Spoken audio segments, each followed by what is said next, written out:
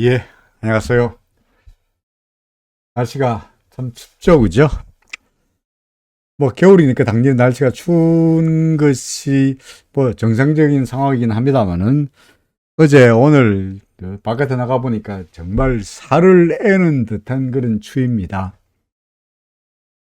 정말 그 옷을 둥둥둥 상당히 많이 입어도 그 옷 사이로 스며드는 추위를 견디기가 정말 어려울 정도로 날씨가 매섭게 춥다. 뭐 이렇게 말할 수 있겠는데요.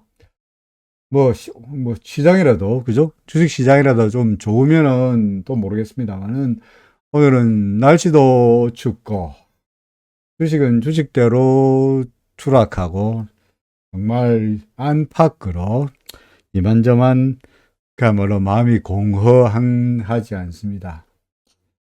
사실은 어제 우리는 그래도 엘리어트 파동으로 장기적인 1980년대부터 시작해서 2022년에 이르는 42년 동안의 주가 흐름을 쭉 파동으로 해석해 보면서 지금 현재의 파동은 3316이 꼭지는 않을 거다. 그죠? 파동으로 봐서 꼭지는 않을 거다.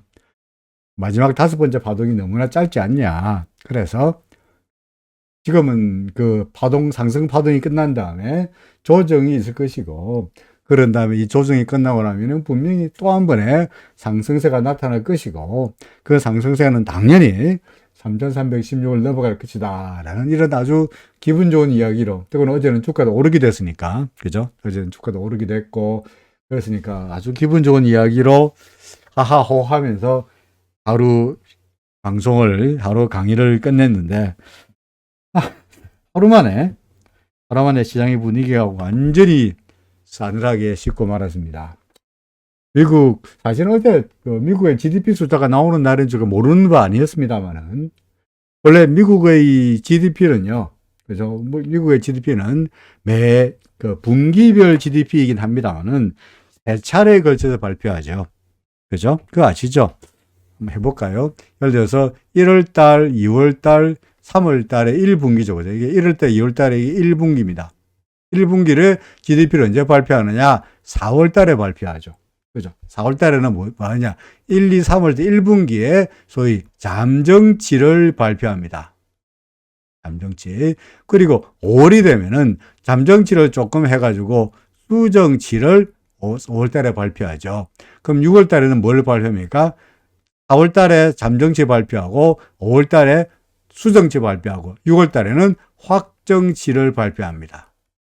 확정치. 그럼 7월달에 뭐 발표합니까? 4, 5, 6월달이 2분기니까 7월달 되면 다시 뭡니까? 잠정.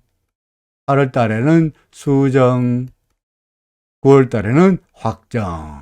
이런 식으로 계속 잠정, 수정, 확정, 잠정, 수정, 확정을 계속 돌아가면서 발표합니다. 미국은 워낙 땅덩이가 크니까, 그리고 경제 규모가 크니까, 아무리 전설이 발달되어 있다 하더라도 석 달 동안의 그 GDP를 갖다가 한 달 만에, 그죠? 한 달 만에 우리나라 성장률을 발표하기는 아무래도 무리가 있으니까, 먼저 한 달 지난 다음에 4월달, 3월달까지의 성장률을 4월달 말에 한 달 정도 계산해가지고 잠정치를 발표하고 숫자를 또 수정하고 그 다음 달에 6월 달에 마지막으로 확정하는 거죠. 근데 사실은 GDP의 경우에 성장률의 경우에 시장에서는 뭘 관심 있게 보느냐니까 뭐겠습니까? 처음에 발표하는 잠정치를 신경 씁니다. 왜? 모르는 숫자니까. 얼마가 될까? 잠정치 보고 숫자 좋네 나쁘네. 그리고 7월 달에 숫자가 나왔으니까 8월 달에 수정치는 크게 다르지 않으면 시장에 미치는 임팩트가 별로 없습니다. 9월 달에 나오는 확정치 마찬가지로 이미 앞에 7월 달에 잠정치, 8월 달에 수정치를 봤으니까 9월 달에 확정치 별로 시장에 임팩트가 없어요. 이번 같은 경우에도 10월 달에 잠정치가 나오고, 그죠? 11월 달에 수정치가 나왔기 때문에 12월 달에 요번에 발표되는 확정치에 대해서 시장은 별로 크게 임팩트가 없으리라고 생각했어요. 이때까지 그래 왔고요. 그죠? 왔고요. 근데 어제 나오는 12월 달에 확정치가 시장의 예상보다 좀 좋게 나왔다는 것 때문에 시장에는 갑자기 그 전날만 하더라도, 이제는 미국의 금리가 이제 대충 더 올라가지 않겠냐. 경기 침체로 다 알고 있지 않느냐. 뭐 그러면서 뭐 피폴리시, 피보시가 떴고 금융 완화가 떴고 이런 기대감 때문에 주가가 이제 조금 오르게 됐습니다. 하룻밤 사이에 시장에서는 갑자기 후다닥 입장을 바꿔가지고 나스닥 지수, 다우 지수 큰 폭의 추락세를 보였습니다. 뭐 테슬라 뭐 10% 이상의 폭락세를 나타내게 됐죠. 결국은 이게 금리가 올라갈 거다. 또 경기 좋네? 그러면 패드에서 인플레도 인플레지만 경기 좋던 상태에서는 얘들이 FOMC에서 계속적으로 금융 완화는커녕 금융 긴축 정책을 좀 더 이어가지 않겠냐.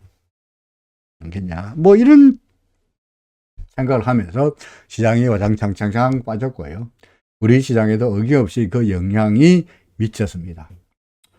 아침에 간밤에 뉴스를 보면서 아이고 오늘 또 우리 오늘 또 처박히겠구나 라고 생각했는데, 그죠?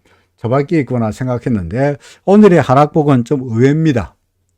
의외죠. 하락폭이 너무나 큽니다. 그죠? 하락폭이 너무나 43포인트.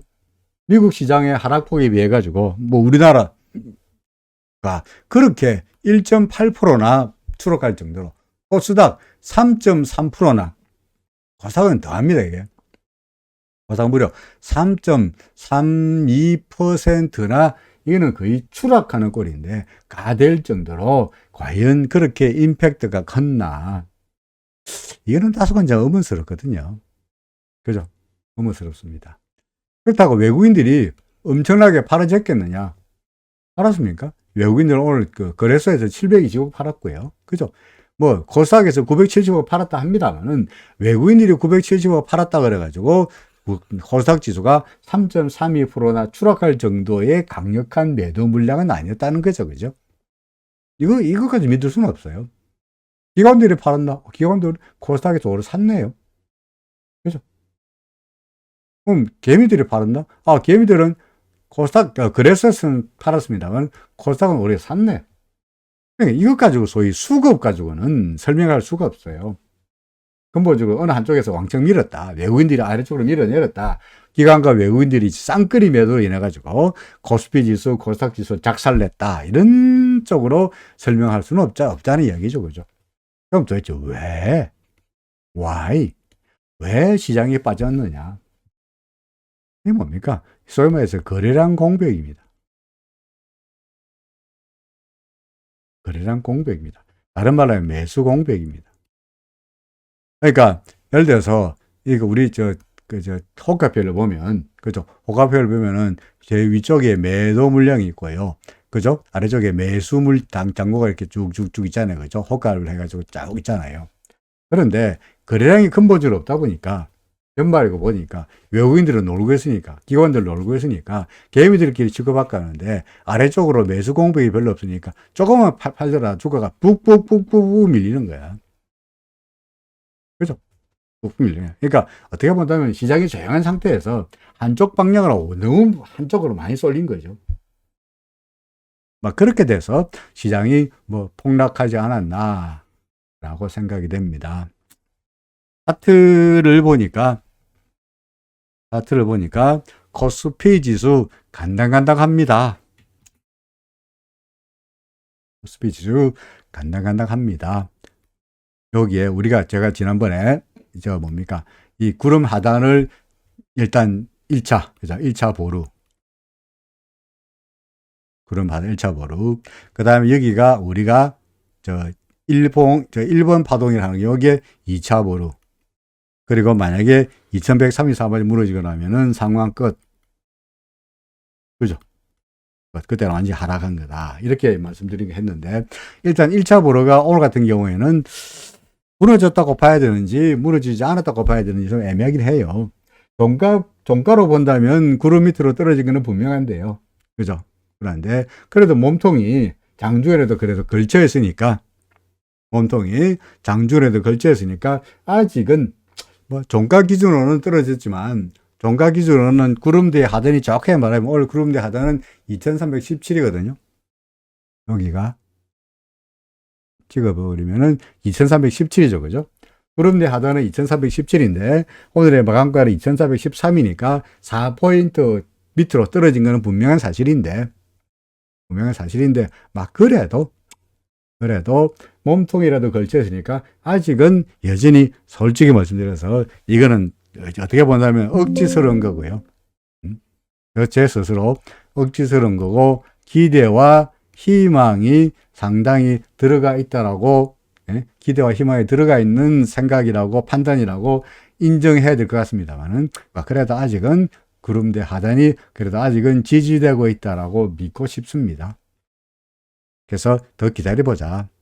예를 들어서 크리스마스가 내일부터 이제 오늘은 날씨가 춥다 그러면 내일도 날씨가 상당히 춥다 그럽니다만은 23일, 24일 크리스마스를 지나고 25일 날 크리스마스가 지나고 난 다음에 26일 날 월요일 날 시장이 어떻게 될 것인지가 상당히 관심거리긴 한데 그래도 아직은 구름 안에서 올라가기라도 한다면 내일 하면 일단은 한숨 돌린 거가 되겠고요. 만약에 월요일 날이라도 이렇게 돼서 1번 케이스 같으면은 막 그래도 다행스러운 기고 구름 안에 들어갔으니까 다행스러운 기고 만약에 2번 케이스에서 몸통부터 시작해서 아침에 개장부터 시작해서 구름이 더 떨어지고 이 사이에 갭마저 만들어지는 그죠? 갭 만들어지는 이런 모습이 나타난다면 어찌해야 됩니까? 그때는 그야말로 리스크 관리가 필요하지 않겠냐.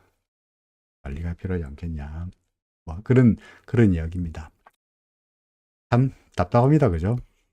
답답합니다. 그러니까 여러분들에게 아무것도 할 거 없지 않냐. 구름 안에서 왔다 갔다 하지 않겠냐. 라고 했는데 코스피 지수 우리의 기대를 무너뜨린 거고요. 코스닥 지수는 상당히 보다시피 코스닥 지수는 상당히 그러니까 하락폭이 큽니다. 그죠? 이거는 뭐 일목균형표로 말한다면 구름 밑으로 떨어졌으니까 그죠? 구름 밑으로 떨어졌으니까 완전히 구름에서 떨어지는 그런 모습이기도 하고요. 그러니까 소위 그 구름이 얇아졌으니까 그래서 구름이 이때까지는 구름이 나름대로 두터웠는데 이렇게 구름이 얇아졌으니까 어제도 말씀드렸듯이 둘 중에 하나 이렇게 구름 얇은 데로 올라가거나 구름이 더 떨어지거나 둘 중에 하나라고 했는데 물론 저는 이쪽으로 기대했죠. 그죠? 올라가기를 기대했습니다는 예상과는 달리 구름이 얇은데 해필이면 구름 밑으로 떨어지면서 하락폭이 상당히 크게 나타나는 이런 모습입니다. 물론 이거는 이렇게 막 많이 떨어질 만한 그런 악재는 아니었는데, 그죠? 뭐 예를 들어서 뭐 마이크론 테크놀로지 실적이 나빴다. 그래서 떨어졌다. 어제 우리 이미 알고 있던 이야기잖아요. 그죠? 마이크론 테크놀로지 실적이 나빴다는 거 어제 시간 내로 나스닥 지수에서 마이크론 테크놀로지가 떨어졌으니까 뭐 당연히 필라델피아 반도체 지수며 마이크론 테크놀로지며 나스닥 지수며 떨어질 것을 우리가 모르는 일은 아니었으니까 새삼스러운 일은 아니었습니다만은 그래서 그만큼 연말이 되면서 미국 시장도 그렇고 우리나라 시장도 그렇고 어떻게 됩니까? 거래량이 얇다.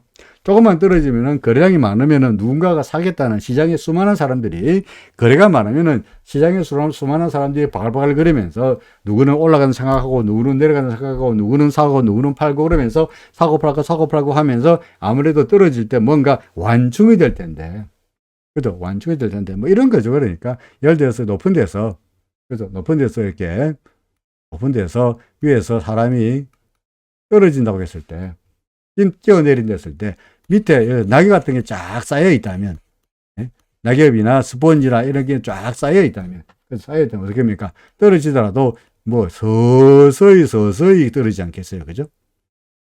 그렇죠. 뭐 낙엽에 쌓인 데에서 뛰어내리나면은 낙엽에 쌓였다 좀 스프링 예를 들어 뭡니까? 뭐 베드가 쌓였더라도 이런 게 있으면은 스펀지가 쌓였다면은 이게 서서히 떨어질 텐데.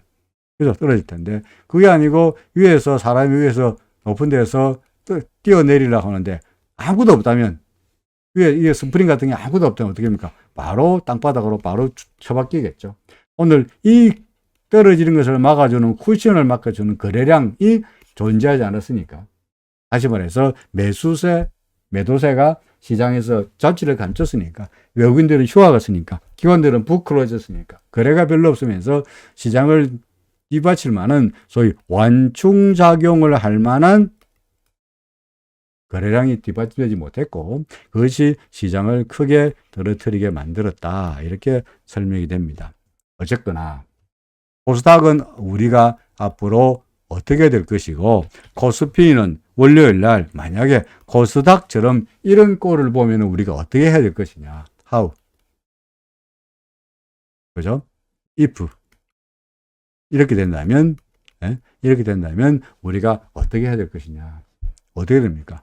우리의 희망과 소망과 기대는 산산이 부서지는 것이, 우리의 희망과 소망과 기대는 구름의 지지를 받고 올라가는 것이 희망과 소망과 기대였는데, 그게 산산에 부서지고 우리가 눈에 보이는 객관적인 현실은 어떻습니까? 구름 밑으로 떨어진 상태잖아요. 그죠? 이런 상황에서 우리가 아직 여전히 희망과 기대와 소망을 품고 여기서 구름 밑으로 떨어진 상태에서도 악착같이 존경하는 마음으로 버틴다. 그러면은 우리는 차트 볼 필요도 없고요. 그죠? 그럴 경우 우리 차트 볼 필요도 없고, 여러분 제 방송을 들을 필요도 없습니다. 그죠? 우리 뭐라고 들어요? 그냥 어차피 팔고도 않을 건데. 그죠? 우리는 이걸 하는 이유가, 그래도 평생 이 바닥에서 오랫동안 거래하기 위해서 평생 뭔가 자신만의 원칙을 만들어 보자는 생각으로, 그런 원칙을 만들 때 여러분들이 약간이나마 도움이 되리라고 하는 생각에서 이런 이야기를 하고 있는 거거든요. 그죠? 그래서 아직은 코스피는 아직은 아니지만, 코스피는 그래도 아직은 아니지만, 아직은 그래도 몸통이라도 구름 안에 넣고 있으니까 견딜만 하니까, 그래도 하루나 이틀 정도는 기다려 봐야 되겠지만,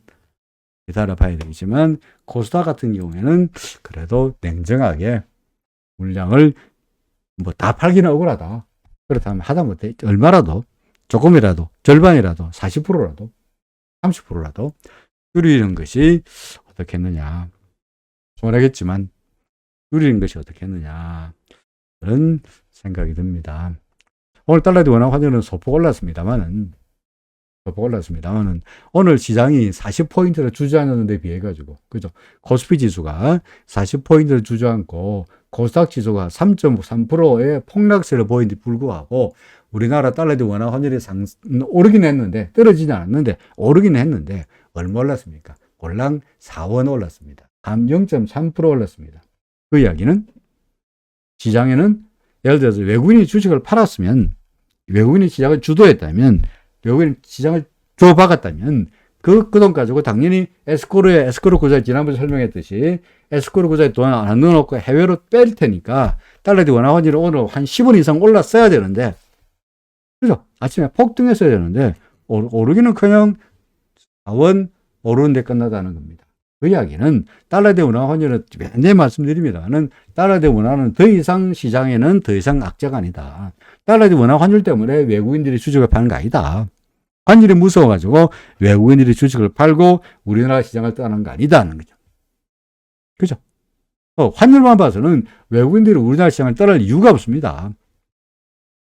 그리고 이게 고스란히 오늘 나타나고 있는 게, 오늘 달러 대 지수는 그렇게 처박혔으나, 43포인트나 처박혔으나 외국인들이 720억밖에 안 팔았다는 이야기는, 코스닥에서 970억밖에 안 팔았다는 이야기는, 외국인들은 주식을 팔더라도 이것 가지고 달러로 바꾸는 물량이 미미했다는 이야기죠. 720억밖에 안 팔았으니까. 그죠? 720억이면 얼마입니까? 720억이면은 1000만 불이면은 140억이거든요. 그죠? 1000만 불이면 그죠? 138억이죠. 그죠? 135, 1280억이니까 130억이죠. 그러니까 720억이면 얼마야? 한 6천만 불 정도 되나? 그죠? 6천만 불 정도 됩니다. 720억이면은. 그러니까 외국인들이 달러를, 오늘 주식을 판 물량이 코스피에서는 6천만 불. 6천만 불은요, 6천만 불, 달러 대 원화 시장 거래에서 6천만 불은요, 그냥 한강에 돌멩이 던지는 것보다 더 임팩트가 없습니다.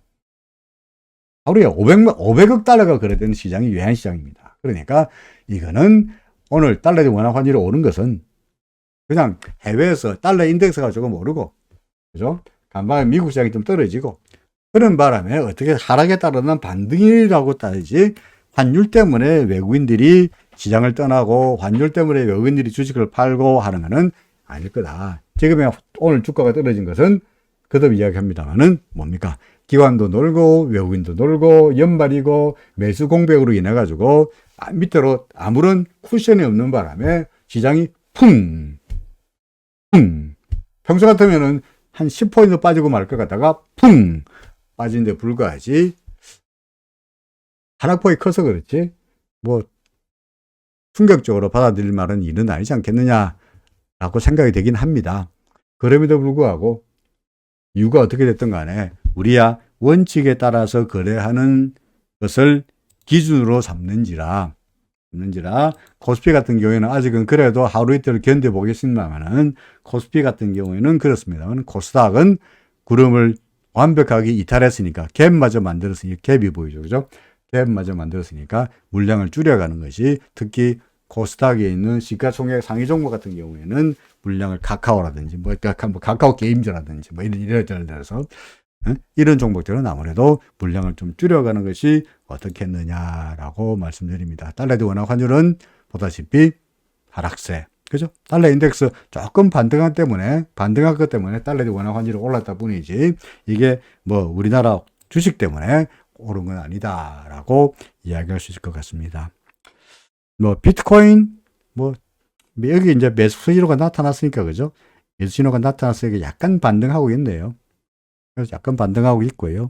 그러다 이거 비트코인 아니고 이게 이더리움이군요. 그리고 비트코인 지금 매수 신호가 나타날락 말락 한 상태이긴 합니다만은 뭐 사더라도 계속 말씀드립니다만 사더라도 조금만 사라. 사봤자 큰 재미가 없을 거다. 그죠? 라고 구름이 워낙 두터우니까 사봤자 크게 재미는 없을 테니까 굳이 신호 따라 매매하더라도 조금만 매매하시라라고 말씀드리고 싶네요. 종목 삼성전자부터 시작해서 그래도 삼성전자는 어떻습니까? 여전히 구름 안에 있죠. 그죠? 삼성전자입니다. 그죠? 오늘 좀 삼성전자 빠져가지고 1.6% 빠졌습니다만은 그래도 여전히 구름 안에 있잖아요. 그죠? 여전히 구름 안에서 왔다 갔다 하고 있으니까 마이크론 테크놀로지는요. 마이크론 테크놀로지 한번 볼까요? 마이크론 테크놀로지 제가 어제 찾아놨는데 있군요. 이게 마이크론 테크놀로지예요. 여러분들 보는 이게 마이크론 테크놀로지입니다. 마이크론 테크놀로지 실적 나쁘다라고 했는데 이미 실적이 나쁘다라고 어제 실적 나쁘다는 것 때문에 마이크론 테크놀로지는 11월 달 결산 법인이라 가지고 11월 달에 결산하고 12월 달에 실적을 발표했는데 실적이 나쁘다는 것 때문에 마이크론 테크놀로지 어제 그러니까 간밤에 3.4% 추락했습니다만은 사실은 마이크론 테크놀로지 같은 주가는 이미 여기서 그죠? 기준선 밑으로 내려왔고 더구나 이 날짜로 구름 밑으로 내려오면서 이미 반도체가 어떻고 실적이 어떻고에 대한 정보가 전망이 주가에 반영이 된 거죠. 그죠? 수급으로 봐서 그 차트로 봐서 그리고는 구름 밑으로 빠진 이후에 보다시피 쭉쭉쭉쭉쭉 밀려 내려가는 그런 모습이죠. 그죠? 그런데 마이크론 테크놀로지는 이 파인데 그러면 삼성전자는 어떤 꼬라지냐? 삼성전자 그래도 아직까지 구름 안에 있잖아요. 구름 안에 있잖아. 물론 기준선이 무너졌으니까 근본적으로 시장의 균형 상태가 시장의 균형 상태였다가 이 위쪽에는 매수세 매도세 간 이게 균형 상태였다가 지금은 균열이 된 거죠. 그죠? 매수세 간에 매도세 간에 균형에서 약간 균열이 온 거야. 균열이 왔다는 얘기는 뭐냐? 매수세에 비해서 매도세가 조금 힘을 낸다. 그래서 주가가 기준선 무너뜨리고 약간 밑으로 밀렸다. 그러니까 팽팽하면서 매수세가 매도세를 압도하던 이런 상황에서 지금은 균열이 온 거죠. 물론 그러다가 구름 밑으로 내려가 버리면은 균형도 아니고 균열도 아니고 뭐가 됩니까? 그때부터는 균형이 완전히 붕괴된 상태가 올 때가 없겠죠. 그죠? 이게 마이크론 테크놀로지가 이 판이잖아. 그죠? 근데 삼성전자는 아직은 그래도 괜찮지 않냐는 거죠. 삼성전자가 그래도 버틴다면 시가총액에 그래도 20% 이상을 차지하는 삼성전자가 버틴다면 코스피 지수도 좀 버틸 수 있지 않겠냐 하는 게 은근히 기대해 보는 겁니다. 하이닉스는 어떤가요? 안 되죠. 그죠? 마이크론 테크놀로지가 처박히듯이 하이닉스 이미 진즉에 구름 밑으로 내려오면서 시장이 균형 상태에 있다가 균열에서 완전히 붕괴된 상태로 빠져버리지 말았으니까 하이닉스는 여전히 주장하듯이 이런 종목은 똑같은 반도체라 그러면은 차라리 삼성전자를 가지고 있지 하이닉스를 가지고 있을 상황은 아니다라고 말씀할 수 있는 거죠. 그래서 현재 제가 시장을 보는 것은 그래도 반도체인데 그래도 삼성전자인데 그래도 삼성전자가 그래도 구름 안에서 잘 버티고 있지 않냐. 그래도 버티고 있지 않냐. 그러니까 삼성전자가 이제 이 삼성전자 설명한 바 있죠. 그죠? 지난번에. 제가 삼성전자의 경우에 어떤 분이 질문하셔가지고 이걸 파동을 갖다가 아무리 보더라도 이게 1번 파동이고 이게 2번 파동이고 이게 3이고 지금이 4 같다라고 말씀드린 바 있습니다. 그렇죠. 그죠? 그래서 이것도 조만간 다시 올라가는 5가 있지 않겠냐라고 기대하는 겁니다. 코스피와 마찬가지로. 네? 코스피도 마찬가지로 지금이 4라고 보고 있는 거고요. 이 논리가 무너진다면 삼성전자는 구름 밑으로 떨어져야 되고 코스피 지수도 구름 밑으로 내려가야 되고 그렇죠. 그래서 다음 주 월요일쯤 되면 크리스마스가 지나고 나면은 계속 우리의 희망과 기대가 맞는지 물론 약간의 그것도 인정합니다만은 제가 지금 이렇게 말씀드리고 있는 것 중에 상당 부분은 뭡니까? 냉철하게 코스피 지수 같은 경우에 냉철하게 우리 이 상황에서 우리가 해야 할 일은 뭐냐? 뭐 매수할 수는 없죠. 그죠? 여기서 매수할 수는 없습니다. 구름이 간당간당하고 있는데 어떻게 본다면 구름에 그야말로 우리 절벽에 다랑도로 매달리는 꼴인데 손만 탁 놓으면 팡 떨어질 텐데 여기서 과감하게 여기다가 또 배팅을 한다. 그건 무리입니다. 그건 무리입니다만은 여기서 손을 놓을 거냐. 조금만 더 기다려보자는 게 이제 희망과 기대와 소망이 포함된 약간의 낙관론까지 포함된 이거요. 거기에 덧붙여서 주장할 수 있는 것은 환율 괜찮지 않냐. 오늘 주가가 빠졌지만 외국인들이 주식을 끌어내려가지고 시장을 없앤 건 아니지 않냐. 그죠? 미국의 GDP 숫자가 갑자기 이때까지는 말씀드렸듯이 처음에 나오는 3, 4분기 같은 경우에 7월, 8월, 9월에 3, 4분기가 끝나고 나면은 10월 달에 발표되는 GDP 잠정치 숫자가 시장에 미치는 임팩트가 가장 커요. 처음 보는 숫자니까. 그죠? 그 다음에 10월 달에 나오고 나면은 11월 달에 발표되는, 예? 예를 들어서, 다시 이야기합니다만은, 예? 이 3분기가 7월, 8월, 9월이잖아요. 그죠? 3분기가. 그러면 10월 달에 발표되는 3분기 GDP에 10월 달에 발표되는 이게 잠정치는 이게 시장에 미치는 임팩트가 가장 크고요. 11월 달 되면은 이게 잠정치의 숫자가 크게 바뀌지 않는 한 이 수정치는 별 볼일 없고 12월 달에 발표되는 확정치는 더더구나 숫자를 크게 바꾸지 않는 한 별 볼이 없는 거야. 시장에 그 영향을 미치지 못하는 거예요. 근데 어제는 이 12월 달에 발표되는 확정치가 시장을 뒤흔들었다고 설명하고 있는데 그건 지나고 나서 설명하는 거지. 이것도 마찬가지로 시장은 미국도 크리스마스니까. 그죠? 미국도 크리스마스니까 다 딜러들이 다 휴가 가고 하와이 가고 그죠? 캘리포니아, 플로리다 놀러 가고 다 이제 시장은 텅텅 비어 있는데 거래량이 없다 보니까 똑같은 뉴스가 시장에 미치는 임팩트가 컸다는 정도가 됩니다. 뭐 경험으로 말씀드리면은 이때쯤 되면 맨날 며칠 전부터 계속 말씀드리고 있습니다만은 연말 12월 달 들어서면은 딜링룸에 이 텅텅 빕니다. 트레이딩 플로어가 반 정도 빕니다. 그리고 위에 있는 매니저들도 애들을 보고 다 쫓아내요. 휴가 가라 그럽니다. 휴가 가라. 우리나라 같은 경우에는 휴가 안 가면은 과거에는요. 우리나라 기업들의 다니는 옛날의 이야기입니다만은 예전에 우리나라 기업들 다니는 친구들 이야기 들어보면은 휴가 가면 연락 그러면은 위에 부장이나 과장이나 눈치 보고 내일 휴가 내야 되는데요 하고 눈치 보고 휴가 간다고 말해야 됩니다만 요즘은 그렇지 않겠습니다만 과거에 그랬습니다. 근데 제가 다니던 그 투자은행에서는 연말 되면은 뭐 쫓아내요. 매니저가 휴가 가라고 아예 쫓아보내는 그런 분위기였어요. 일도 없는데 뭐로 나오냐 가라 놀러 가라. 그러니까 지금도 그래요. 트레이딩 플로어가 텅텅텅 비고요. 거래가 안 됩니다. 이런 것들이 영향을 미쳤다라고 보여집니다. Anyway, 크리스마스인데 미국도 이제 오늘도 거의 이제 놀 텐데 26일 날 크리스마스 끝나고 월요일 날 되면은 아시아존에서 처음 열리는 도쿄나 우리나라 시장의 방향성을 정하지 않겠나 싶습니다만은 그래도 일단은 저로서는 기다려보자. 네, 요거 기다려보자.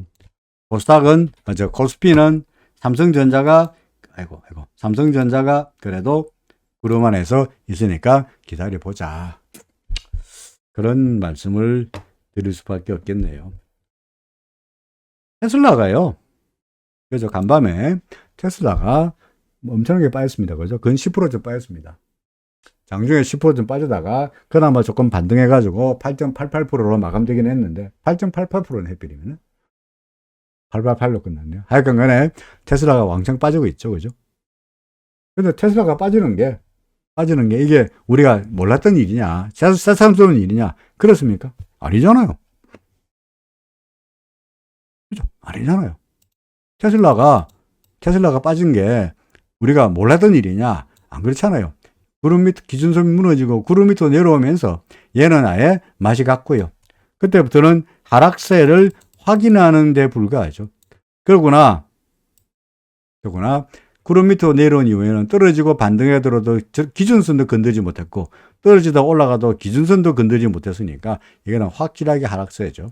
이유가 뭐냐? 뭐 자동차가 안 팔린다든지 머스크가 엉뚱한 짓 한다든지 그 자기 주식 팔아가지고 그것 가지고 뭡니까 그 트위터에 집어넣는다든지 온갖 이야기를 다 하고 있습니다만은 하도 욕을 많이 먹으니까 자기 이제 트위터 CEO 알란다라고 할 정도로 그러고 있습니다만은 뭐 이런 것들이 복합적으로 주가에 이미 다 반영이 돼서 주가가 떨어지고 있는 거죠. 그죠? 그러니까 어제 떨어지다 그래가지고 뭐 새삼스럽게 갑자기 뭔가 큰 악재가 들고 갑자기 뭐 추락한 악재가 난 것도 아니고 이미 테슬라의 주가는 상당히 하락세가 이어졌죠. 복합적인 요인입니다. 자동차도 안 팔리고 사람들이 보조금 안 받으면은 보조금 안 주면은 전기자동차 사겠냐는 거고 전기자동차 한번 사고 나면은 불 나고 나면은 불도 못 끈다 그러더라 그러기도 하고 그죠? 저번에 겨울이 되니까 요새 겨울입니다. 겨울이 되면은 이게 그 뭡니까? 얼마 전에 제가 여행 갔다 오고 이러느라고 차를 갖다가 한 보름 정도를 처박아 놨어요. 주차장에다가. 그러다가 이제 나갈 일이 해가지고 시동을 켜려면 시동이 안 걸리는 거야. 그래서 보험사 전해가지고 배터리 나갔으니까 그 보험사 보내달라. 그러니까 그 보험사에서 그 배터리 시동과 그 불확체 해주는 그걸 양반이 신고하자마자 바로 전화하는 사례가 지금 오랜 데가 많아가지고요. 한 30분 정도 걸릴 것 같으니까 좀 오래 미안하게 좀 기다리라 그러더라고요. 그랬더니 진짜로 평소에는 10분 이내로 오는데 30분이나 지나가지고 겨우 왔더라고요. 하는 이야기가 날씨가 워낙 추워가지고 여기저기서 시동 걸어달라 하는 바람에 늦었다. 날씨가 추워지면은 배터리 성능이 급격하게 줄어들죠. 전기차 같은 경우에는 배터리로 인해서 구동을 하는데, 그죠? 그러니까 평소에 500km 달리면 요새 같은 경우는 400km밖에 못 달리는 거야.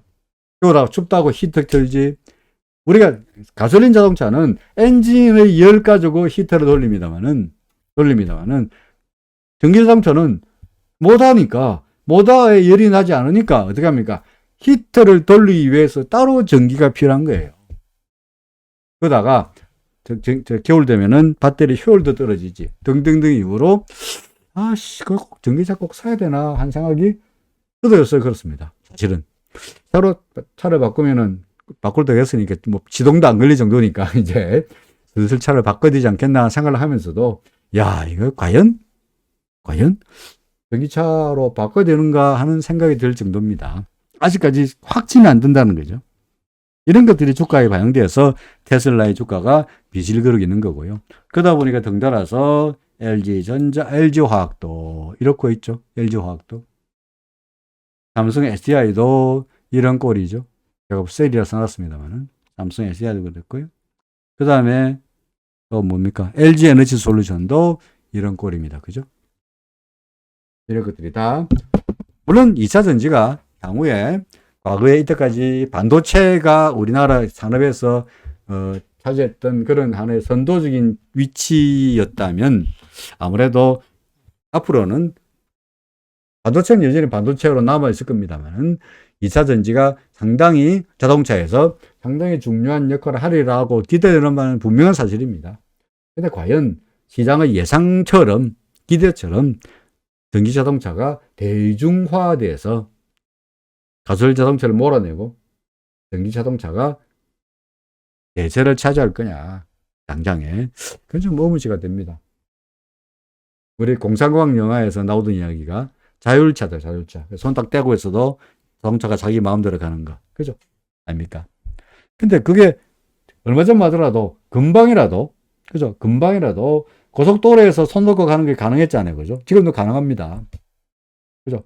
그러고 어덜지 그 크루즈 기능이 있어가지고, 물론 핸들은 손에 잡고 있습니다만 앞차를 그대로 따라가고 작지 엑셀을 안 눌러도 되고, 뭡니까? 브레이크 안 밟아도 되고, 지가 알아서 자동차가 다 고속도로에서는 다 지 마음대로 갑니다. 그죠? 그러니까 곧 금방 자율주행차 되어서 이제 차 안에서 운전 안 하고 지가 알아서 운전하고 사람들은 차 안에서 TV 자더라도 괜찮을 것처럼 생각이 들었는데, 요새 돌아가는 꼴을 보니까 그게 쉬워 보이지 않는 거야. 금방 현실화될 것 같았는데 이게 쉬워 보이지 않는 거예요. 뉴스 보셨겠습니다만 테슬라 차가 갑자기 급증가는 바람에 10중 추돌인지 8중 추돌인지 났다 그러잖아요. 그죠? 그러니까 자율주행에도 뭔가 문제가 있는 거야. 무슨 말이냐? 우리가 생각하는 것처럼 전기자동차나 자율주행이나 또 UAM 또 마찬가지입니다. 예를 들어서 공중을 날아다니는 택시, 길에는 길이 막히니까 그것보다 이제 하늘을 날아다니면 훨씬 더 길도 안 막히고 좋지 않겠냐. 그래서 소위 말해서 어반 UAM, 이 뭐야? UAM, 하늘을 날아다니는 에어택시 같은 거가 한동안 그거 있잖아요. 한동안 뭡니까? 유행이었잖아요. 근데 그게 과연 가능할까? AI, 예?